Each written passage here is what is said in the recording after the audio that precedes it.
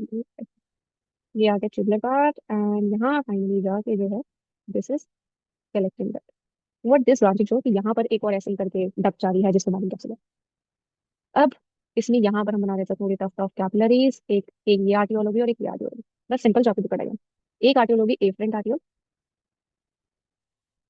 ये बाहर लेके जाएगी, this is efferent arteriole. This tough tough capillary is glomerulus, ये वॉमन्स कैप्सूल। देन ये वाली जो ट्यूब है it is known as proximal convoluted tubule, और यू कैन से पीसीटी। ये वाला जो ऐसे है this is known as Henle's loop या लूप ऑफ हेनले, कुछ भी।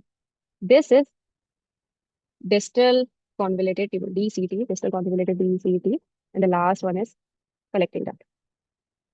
अब यहाँ क्या समझना है कि ये जो पहले वाला जो पार्ट है this up to this Bowman capsule वाला, यहाँ तक अगर हम बात करें बॉमिन कैप्सूल और ग्लोमेरुलस वाला पार्ट, ये जिसको हम कहते हैं Malpighian tubule, Malpighian Malpighian body, यहाँ पर मेन फिल्ट्रेशन होते हैं, अल्ट्रा फिल्ट्रेशन ऑफ यूरिन या ब्लड ड्रॉप कह रहे हैं, फॉर्मेशन हम कर रहे हैं किडनी में ही होती है। तो ultra filtration of blood takes place in Malpighian body. तो यहाँ अल्ट्रा फिल्ट्रेशन होगी, अल्ट्रा फिल्ट्रेशन। क्यों अल्ट्रा फिल्ट्रेशन? क्योंकि ये जो टफ टफ कैपिलरी जो हमने ग्लोमेरुलस बात करी, इसमें कैपिलरी का बहुत एक गुच्छा जैसे होता है, ये छलनी के जैसे काम करता है। तो मेन जो फिल्ट्रेशन है, मतलब हमें उसमें से इंपॉर्टेंट चीजें रखनी है, जैसे ग्लूकोज ज्यादा पास नहीं होगा उसमें, ब्लड में ग्लूकोज ज्यादा, हम कहते हैं ना जिन लोगों को डायबिटीज होता है, शुगर होता है या फिर ग्लाइकोसूरिया हो जाता है, यानी उनकी यूरिन में भी ग्लूकोज जाना बेचारा, इतना उनकी बॉडी ग्लूकोज हो जाता है। तो अगर नॉर्मल पर्सन की बात करें तो यूरिन में ग्लूकोज नहीं मिलता है, इसीलिए क्योंकि ग्लूकोज जो है वो एब्जॉर्ब हो जाता है, वो फिल्ट्रेट में आता है, यूरिन फॉर्मेशन आता है। तो यहाँ पर अल्ट्रा फिल्ट्रेशन होती है। उसके बाद ये पीसीटी, फिर ये हेनलेज लूप और ये डीसीटी।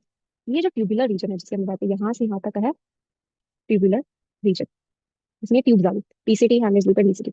यहाँ पर होगा सिक्रीशन एंड एब्जॉर्प्शन। सिक्रीशन और एब्जॉर्प्शन का मतलब है, ये देखो यहाँ पर क्या है, एक चीज जो हमने दिखाई थी, ये थोड़ा ध्यान से समझना इस चीज को। यहाँ पर एक चीज क्या है, ये हमारा ट्यूबुलर रीजन है, दिस इज पीसीटी, और ये है डीसीटी, और ये हेनलेज।